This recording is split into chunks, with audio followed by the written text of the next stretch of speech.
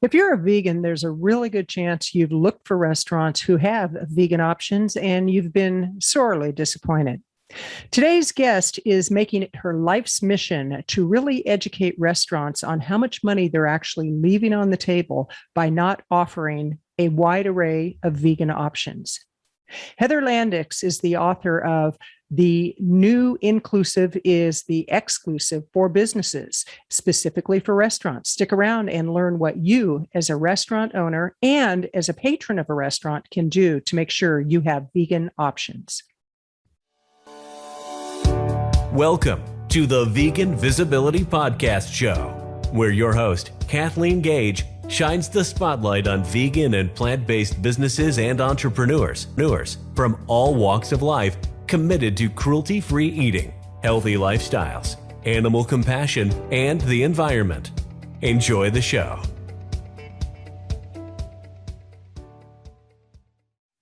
So, Heather, it's so interesting with the book that you wrote and what your area of expertise is. Every time I go to a restaurant, I think about you since being introduced to your work. Just yesterday, I was looking for a restaurant where I could enjoy a vegan option. And I've got to tell you, with as much information that's out there today, it shocks me when I go to a restaurant and they say, we have no vegan options. And they said, one restaurant actually said, well, we have bread. And I'm like, for a meal, that's going to be my meal. And so I'm really looking forward to digging into how inclusiveness is the new exclusiveness. And I think I got that right. Tell us how you got started with this whole topic. Well, in 2019, I was staying in a hotel, and my job, because I work away from home quite a lot and travel quite a lot, is to check restaurants for food safety. So I go in a lot of kitchens and talk to a lot of food handlers and generally do a lot of brand standards where they don't want to annoy their customers. And it always shocks me that when they sort of have a vegan option or not, they don't even think about allergies. But on this particular trip in 2019, I woke up in a hotel and I'd been in all these restaurants, eating the food in a hotel, and I had swollen lips and a body rash. And I thought, oh, I feel really peculiar. My eyes were swollen as well. So I took a cold shower and thought, I feel really ill. So I called the emergency services. It's like a doctor. It's not really an ambulance. And they said, you should go to hospital. You might be having a severe allergy. And I was like, I think that's a bit of an overreaction. So I went to breakfast. And as I sat at breakfast, I thought, it's getting worse. So when I checked out, because I had to go to a full day of work that day, I told the receptionist I feel like I'm having an allergy. So she gave me an antihistamine, and she probably actually did me a massive favour there. But about half an hour later, I started walking over to reception to say I feel really awful. She called me an ambulance, and I was laid down behind reception. It was extremely embarrassing. But in the ambulance, I thought I was dying of an allergy to food and anaphylactic symptoms, like I couldn't breathe and I was feeling very faint, and my hands and my feet had gone white. And then this rash that I was talking about got worse. It covered my whole torso and started going like on my face, and my face felt numb. So I was terrified. I actually texted my husband, like, if I don't make it, that sort of situation. But at the hospital, when they'd pumped me full of drugs and checked my heart and that, I'm not having a heart attack or something, they said, have you had a problem with milk? And I said, never had a problem with milk in my life. I'm actually vegan, so it's not that, And she said, oh, it's very common that people have a reaction to vegan food when they have a milk allergy. So I was basically warned to avoid milk until I could see a specialist, which was 4 months later. So for 4 months, I thought I was potentially anaphylactic to milk. But as you probably know as well, a lot of people become very lactose intolerant after 6 months or so, not avoiding milk. It's just natural to be lactose intolerant. And so it was a combination of allergies, lactose intolerance. But for 4 months, I thought, I'm anaphylactic to milk. How can I be having a reaction to vegan food? And then I'm also trained in how to enforce food safety law and look at labels and all of those things. And it never really occurred to me before then that may contains don't actually mean anything on food. So when you look at a menu and it says, we have a disclaimer saying it may contain traces of something. Sometimes they just cook it in stuff that's full of animal fat, milk, shellfish, fish, all of the very common allergies. So from that point on, and it wasn't until COVID hit that I started thinking of a book. I never actually saw myself as a writer. So that's, I was trying to come up with a training program that talked about if you have a allergy friendly, as in a very good, clean vegan option, that can serve a huge market of people that are trying to avoid milk, egg, fish, shellfish for whatever reason. And sometimes it's life-threatening, and other times it's deep ethics, and sometimes it's for the environment. Right. Well, you know, it's so interesting because actually earlier today I was talking with a client of mine who has written a book about women priests in the Catholic Church, very controversial topic. And her new book is about people who have celiac disease and the communion host, which is the communion wafer. Most of them have celiac in them. And she said she actually talked to her priest about bringing one that in a special container so there was no contamination. And apparently they don't go all the way with making sure there's not a lot of contamination, and people are getting sick. They can't take communion. And she said, it's either your health or your religion. And she said, that's not right. And so it's so interesting how we're digging deeper and deeper into these food allergies that we don't even think about. I was having another conversation we have a young lady that comes over and helps with yard work and everything, and especially since I broke my wrist. And today she had to cancel because her daughter is getting migraines. First question I asked her was, does your daughter consume dairy? And she goes, that's so weird you would ask, because the neurologist said the same thing, that she shouldn't consume dairy. And then she was getting vertigo. And I said, does she have crystals in her ear canal? And she said, he said the same thing. And it's so interesting because dairy is one of the worst foods that we can consume. What is it? Like 70 or 80% of the world population is allergic to dairy. And yet people consume it because they say, I can't give it up. Now, with what you do, you help restaurants and food service industry businesses to actually increase their bottom line by including and being exclusive, really, in the types of foods they offer. Talk to us about how you work with the restaurants and the powers that be, if you will. It's quite interesting because all I'm really doing is changing their mindset. Mm-hmm. Because even if it's a fully vegan or plant-based, even if it's one of those restaurants where they make everything from scratch, they don't always see their own selling point. Because a lot of people who eat in vegan restaurants are not vegan. They're there for other reasons. And it might be that they're there because it's the only place they can eat something that doesn't have shellfish or fish or one of the milk or egg. Very, very common allergies. And in the UK, actually, people worry about peanuts and nuts. And fair enough, it's a deadly allergy, especially in children as well. But actually, milk is the most common. And it's the biggest killer in the UK from food allergies. That's incredible. There's a little boy in the UK died from having cheese thrown at him. And he was being bullied. And he was killed in a very quick amount of time. And I think it's that shocks people, that they can't really comprehend that something that people generally eat and they think nourishing. I know we have a different thing about milk. They can't believe that someone could die. And so these people are not protected, they're not considered.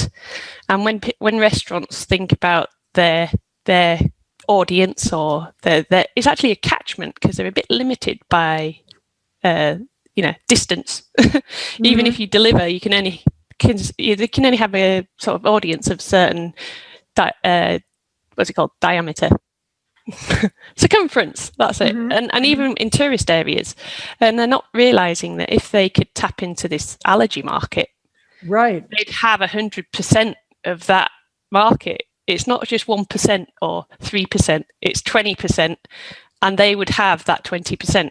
Obviously, some allergy sufferers won't want to eat out because they don't trust them. Right. But a lot of allergy sufferers don't even realize that vegan food doesn't mean anything in terms of not being contaminated. So it's quite dangerous. Yeah, and how can consumers protect themselves? Let's first talk about the consumer, the patron of a restaurant, and then the actual restaurant management and owners, how they can make sure that what they're providing to their customers is actually safe. So how can the consumer make sure that they're getting the healthy options? Well, I think a lot of it comes down to being that awkward person that asks a lot of questions and being entitled to ask those questions. You are entitled, absolutely, not to eat something for whatever reason. I don't care if it's choice. Like sometimes you might get asked, is it allergy or choice? And then it gets a bit blurred when people talk about celiac disease, intolerances. They start disregarding people. And I think you have to advocate for yourself that this is my choice and I'm the customer. And you will answer my questions about ingredients. And if I need to, I will look in your kitchen because I want to know how it's cooked, because it's my health. And in the cases of people with allergies, it's life or death. And they absolutely have a right to be included in society, eat out, because it's not just eating out in restaurants. It's going on holiday, being included at school, being included at the workplace, being allowed to go for coffee with people. So I have lost friends because they couldn't find a coffee place easy enough for us to meet for coffee. So I'm the person that chooses where we eat because I know where's good. I know where can guarantee there's no milk in my drink. And I will not have consequences, as I call it, afterwards. I don't have to worry while I'm eating there that I'm going to be ill. Absolutely. Well, one of the things that I always appreciate is when I find a restaurant where they really understand what it means to be vegan and that, no animal, no dairy. And I had one chef who actually came out and talked to me and said, I want to assure you that we don't contaminate the food. It's like we have completely separate pans and utensils that we use for the vegan options. And it was like, wow, that made me feel validated as a consumer. And what I also do as a consumer, when I put my order in, I say, now I want to make sure 100% sure that there's no dairy, no animal products. And if they say, well, we're pretty sure, it's like, no, that I want 100% assurance. And yesterday I found a great Thai restaurant that I've been to before, but I used to go before I was vegan. And I said, is it vegan? And she said, absolutely. Would you like a tofu option or a tempeh option? And I mean, she was so spot on and really had it. Now, for restaurants, how much money are they actually losing by not offering this kind of an option and being very clear in their communication with people through their marketing and through their advertising? Well, according to my sponsor, who's a finance expert in the restaurant industry, which is handy, he says that 11.8% increase in revenue by having inclusive options, which, as we were talking, it's basically an allergy-friendly vegan option. Because even the vegetarians would be pleased with a vegan option. And there's all the people who are in between, or all the people who are vegan, and then there's sometimes bizarre exception. Right.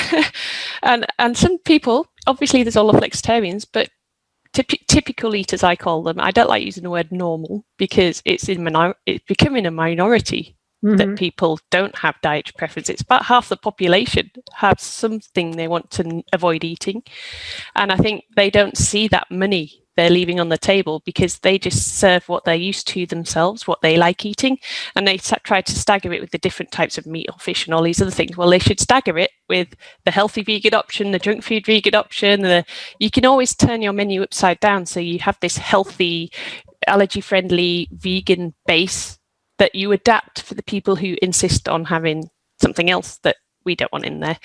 Or you can have it that you've got this base that's customizable. You can exchange the sauces, or you can exchange some element of it, like you just said with tofu. Would you like the tofu or the seitan?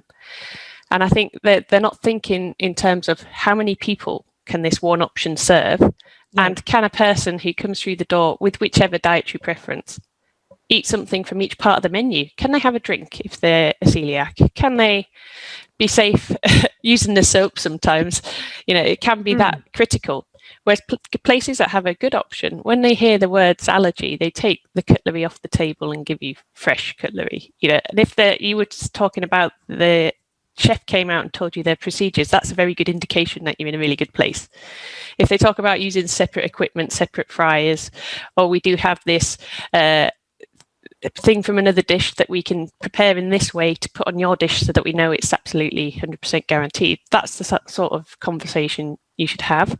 The only trouble is in a fast food place or a very high turnover place, the server might stuff it up. Right, absolutely. So that level of training has to go, the whole of the staff have to have a certain level of training for their part of the process. Which is job security for you, because more and more people are realizing that we have to be aware of all these allergies and food choices. And, it's so interesting because in your book, you talk about the inclusivity pyramid. Talk to us about what that is. So you might think when you go to a restaurant and they're registered with the local authority or whoever's in charge of food safety in your country, you might think that that's a standard. But actually, that's just the standard that's not criminal. And most food businesses reach that standard because they don't want to be prosecuted, because that's very expensive. And in the UK, they have phenomenal fines for food safety when you break a requirement. That can be the biggest fine available in the whole of the health and safety kingdom. It was recently a very big supermarket in the UK had the biggest fine ever for food safety offence, and they'd had out-of-date food. And it was in the millions, the fine, because based on the complexity and the size of the company.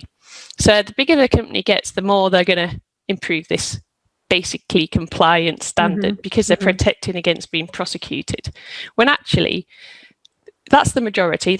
You'd assume it's 100%. It's not 100%. It's less than 100%, but it should be 100%. Then bigger companies that have a chain, like McDonald's and the Burger Kings and all these huge mega companies, global companies, they have their own standards, which is better than the legal standard. And usually it's actually quite a good standard that it covers all countries, so they don't even have to change their processes across the world. So that's a better standard. That doesn't include allergies. Usually what they do is they have a disclaimer that says there's all of the allergies that are legally required in everything. So that's excluding people. Wow. Or you eat there and you take the risk and it's your responsibility. Exactly. And I want to remind people that you're listening to Vegan Visibility. This is Kathleen Gage, and I'm talking with Heather Landex, and she is the author of a phenomenal book that is actually, you're taking the market by storm with what you're doing. I have to say that your visibility around this book has been incredible. And tell people how they can get in touch with you, Heather.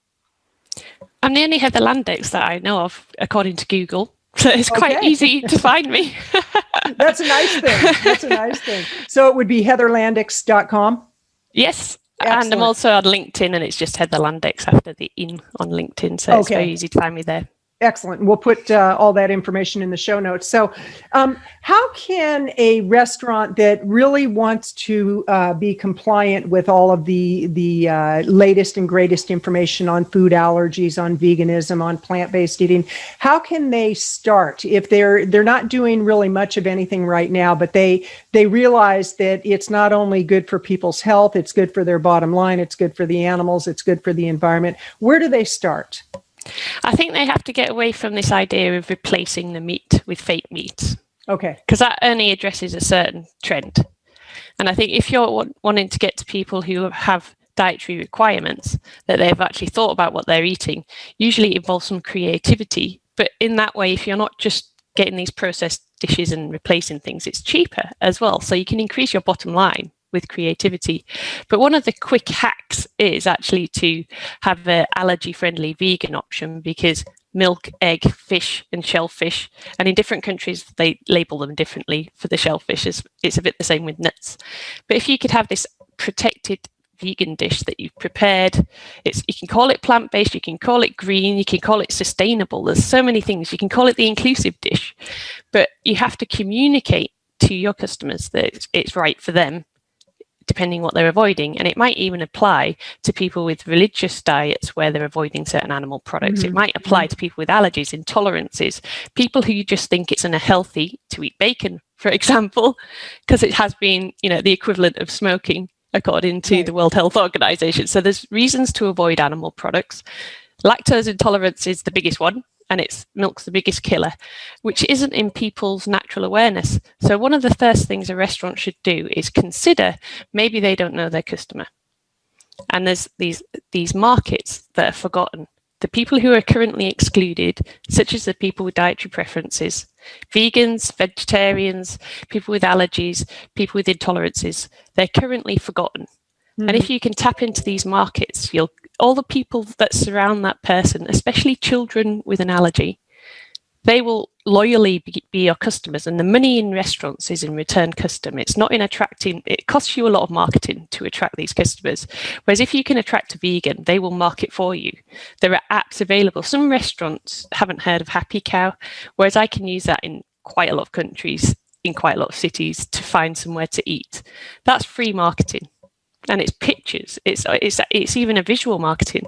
And if you were on something like a delivery app, if you have the word vegan, that can get you to the top of the search engine. So just by having an option, it can get you searched for quicker. And who believes Google Maps?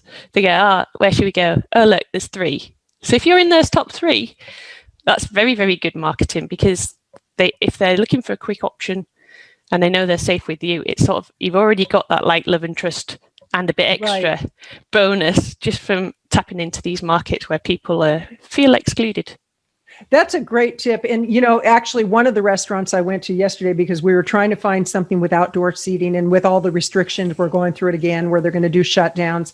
And one restaurant, they had the menu on an outdoor board, and they had 3 choices that had the vegan sign next to it. And I read what the ingredients were. One had egg, the other one had mozzarella cheese. And I said, that is not vegan. And the person with me said, oh, no, it's vegetarian. I said, no, that's the vegan sign.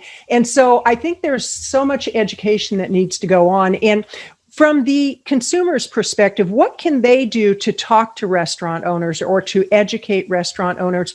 I think one of the fears that people have is that they're going to be considered a radical food elitist or a vegan. And because I know that many times people have these jokes about vegans and, how do you know somebody's a vegan? Well, they'll tell you. And it's like, that joke is so worn out. But what can I as a consumer do to get more food choices so that I have more options when I go out and eat?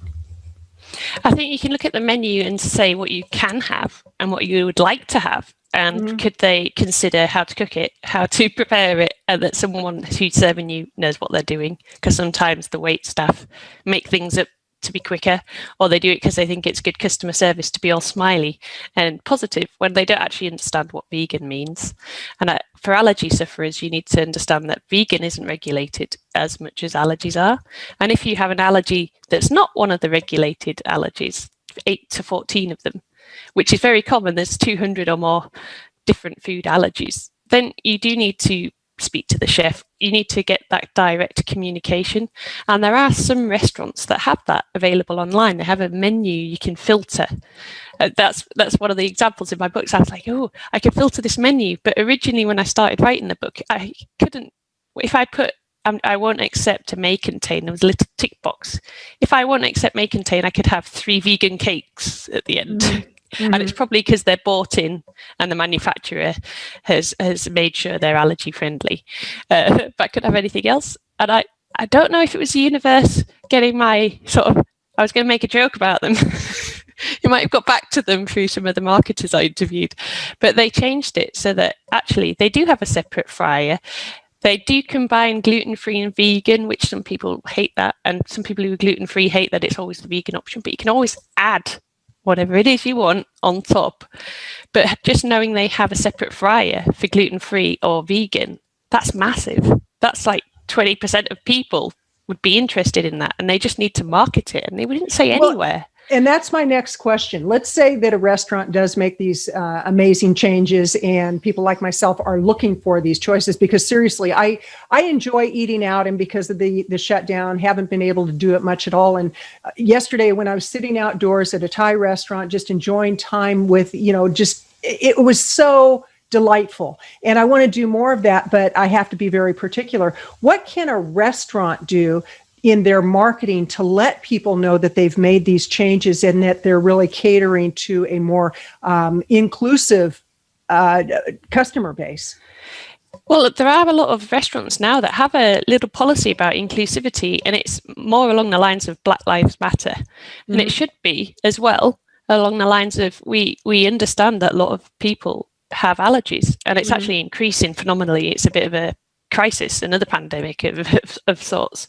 And the number of people who are going towards veganism, plant-based, for whatever reason, whether it's health, the environment, or ethics, they have to understand that these people are vital to their business, because if they get it wrong, they could kill someone or create such bad publicity that people boycott them or line up outside, or maybe even protest. We do have vegans have a reputation for being activists. You could probably play on that. But understand that it's a gradient. There are the extremes that will never want to eat in your restaurant if you say serve meat. And then there's the vegans on the other end that want to be in the mainstream and maybe not even mention that they're vegan, just navigate the menu themselves. And it's the same for allergy sufferers. Maybe they're extremely anaphylactic. They could die within 20 minutes if you got it wrong. And they should be able to communicate that to you without getting the reaction.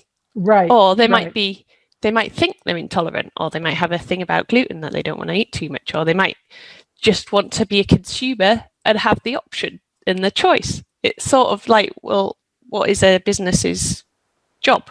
What is a restaurant doing? They're trying to create a nice environment for people, serving them a service as well as some nice food. And actually, that's part of their job.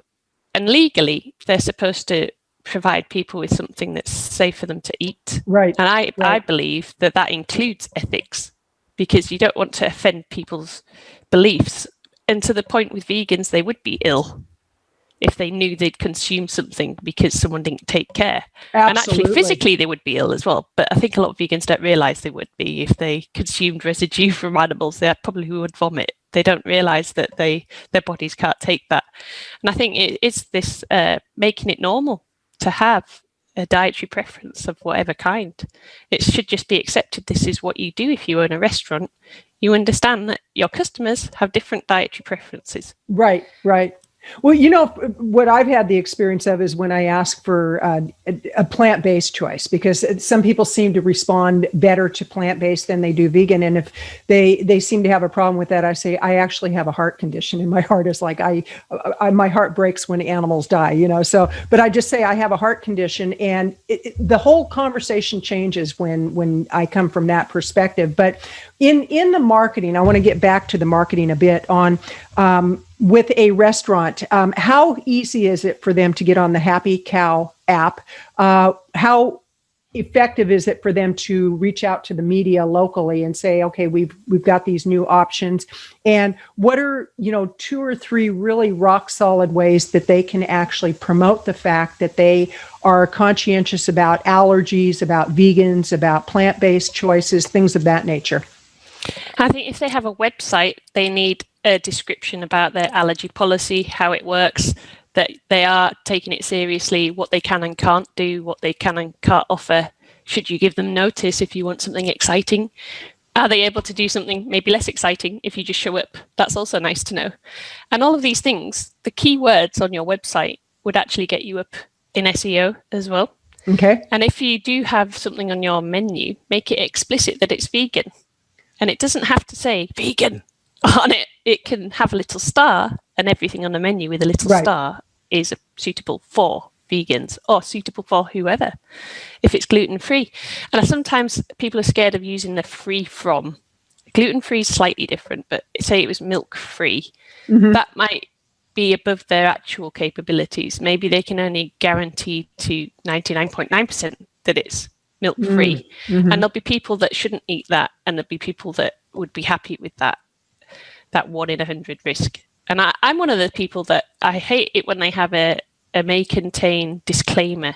And quite often it's offensive. It says, if you have an allergy, get lost, basically. Don't come here. It's high risk if you come here. And that, to me, and to anyone who knows anything about allergies or veganism, they know that means they're not taking care of food safety. So they're worried about contamination. The staff are probably not trained very well. They're not willing to invest in the quality of food and cleaning standards and the procedures, and having a system that helps them manage their ingredients, and having a system that communicates when the menu changes, and all these things that you would need to have a safe dish for someone with an allergy. However, you can just make someone something simple in a separate area from the ingredients you have and be quite assured. And I think that confidence is what they're missing. And it's purely education. And it can even start with just the head chef has the education, and then it trickles down. This is how you do it our way. This is what you do with the till when someone, this is what questions you ask someone when they mention that they have a dietary preference. This is how not to offend vegans. And I think that sort of can be displayed on your website. Right. Excellent. So in the work that you do you actually have like remote training that you do with restaurants and their staffs, teaching them, here's the questions you can ask, here's the dialogue that you can have with a consumer? What is it exactly that people can expect when they work with you? Well, quite often I do work with the wording of disclaimers. What is a legal way to describe your disclaimer of what you can and cannot produce for allergy sufferers? Also, the claims about things being vegan or plant-based, I can help them with that if they're not sure. But mostly it is an education of the management or the CEOs to see this money that they're leaving on the table and value it enough to train their staff. And the training I can also help them with. But sometimes it's just a subtle rewording of their menu. For example, I've seen in a fully plant-based restaurant on a delivery app, or on any site, or because it's a fully plant-based restaurant, their menu items don't have vegan written in them. So the mainstream restaurant with vegan written in front of things, vegan burger, quite typical, would come above them in a search. That's quite scary. And when people are on TripAdvisor, you want them to use certain hashtags or certain words like allergy friendly, milk friendly. I had a vegan option. I had this option, and post photos. And it's the same for Instagram or Facebook. You need to use those words that people search for in order to be seen more by robots, basically Google and TripAdvisor and any of those apps. Excellent. Well, I had a great experience. It was actually pre-pandemic, and I was speaking at a conference, and by that point, I was probably 6 or 8 months into being plant-based. And it took me 6 months in before I called myself a vegan. And it was an experience at the grocery store, walking by the meat department. And I literally had a visceral response to feeling the pain and anguish of animals. And it was like, it shifted me forever. But prior to that, I was speaking at a conference, and I asked the meeting planner to please provide me with plant-based options. I said, I really have to, make sure that I'm going to have that made available to me, because as a speaker, I get all my meals taken care of, things of that nature. And she decided that they were going to do half of the buffet with all plant-based options. She said they got the highest reviews that year than any other year on their buffet, that people loved it, and people ate more of the plant-based options than the other. And I was like, oh my gosh, this is awesome. It's funny that, isn't it? It's amazing. It's common. It's very common that you have to protect the vegan or the plant-based options because they look so good and colourful. And, I know. Even people who eat meat still like nice vegetables. Well, I have family coming in a few days, and my sister, she's definitely a carnivore. And she was saying, yeah, we're going to bring the tri-tips and all that. And I said, Lorraine, I have to tell you, I don't want that in my house. I said, I really need you to know. And she goes, are you that serious? I said, you need to understand that I don't consume animal products, and I don't want them in my house. And she said, well, you don't want wine in your house, because I'm in recovery, so I don't like wine in my house. And I said, if I had to pick between one or the other, bring your wine, but don't bring the meat. And she said, okay, I get it. And we're going to have conversations around it, I'm sure, when she's here. And I said, you will be amazed at how good the food is when you come to visit. And I think for those of us who it's so important to us that people respect our decisions, one, don't jam it down their throats, but have conversations around it and be willing to speak up. Now, again, I want to remind people that they can find you at heatherlandex.com. That's heatherlandex.com. We'll make sure that's in the show notes. And you speak at conferences. Am I correct? I currently go around restaurants often to check their standards. And then on the other side, it's all online at the moment. I'm helping the UK because they have a law change later this year about allergies. And so it's getting very, very high up in on the agenda, because there's a lot of places that haven't even heard of. It's called Natasha's Law. It's named after a girl that died. Wow. From Sesame. And there's been a lot of things in the press of high profile deaths. So it's big business to get some tech into your restaurant. And all those partnerships and people for training and people for compliance and people for labeling and all of that's what I put together for people. Wonderful. Well, we'll make sure to get the word out because I love what you're doing. I love your book. It's Inclusivity is the New Exclusivity. And where can people find your book? So book.heatherlandex.com. Okay. And if they're listening to the show, they can use Vegan Special to get it reduced dramatically. Excellent. Or it's available on Amazon if they go to Genius. So it's like genie.us and then /inclusive. And that'll take you to anywhere on Amazon you need to find. And we'll put all those links in the show notes and in the blog post and everything, because I definitely want to make sure that people have access to your information. And if you are looking for more information on how to bring your restaurant into the 21st century, and literally it's about bringing what you're offering your consumers and your customers into the 21st century, be sure to reach out to Heather. And Heather, in closing, what are your final thoughts for people as you move forward in the work that you're doing, and what do you see for the future? I think that the vegans need to be aware of the allergy sufferers or people with intolerances, because that is, especially in business, that is part of your market. That's probably a bigger part of your market than vegans, because they need these products. But also, if you look at the other side, the allergy sufferers and the free-froms should look at the vegans, and they should say if it's suitable for vegans as well, because that's a dramatically huge quality in a product that there's this guarantee about contamination, which if you look at the labels like vegan logos and trademarks, they don't have this contamination clause. It's more about the demand for animal products, which I can understand, but that might not necessarily go through all the different businesses involved in the food chain to where they actually accredit it. So where they accredit it might be vegan friendly, but the manufacturer might not really care. Right. So that's an extra complication. There is an accreditation called BVEG, which is a free from animal products trademark, and it's actually an ISO accredited, an official accreditation. Yep. Excellent. Well, you definitely have your work cut out for you, and the timing couldn't be better, because with everything going on with people's health, the pandemic, allergies, and it seems to be getting worse and worse, there's so much work for you to do. So I'm so thrilled that you were on the show, and this is Kathleen Gage with Vegan Visibility. And Heather, it's been delightful. I wish you the greatest success, and I do encourage people to get your book so that they can educate themselves on what's really going on in the food industry. Have a great day. You've been listening to the Vegan Visibility Podcast Show. Be sure to subscribe to get notified when the next episode is live. And we always appreciate reviews. Join us next time for more inspiration, education, and motivation to build your business one cruelty-free and healthy person at a time.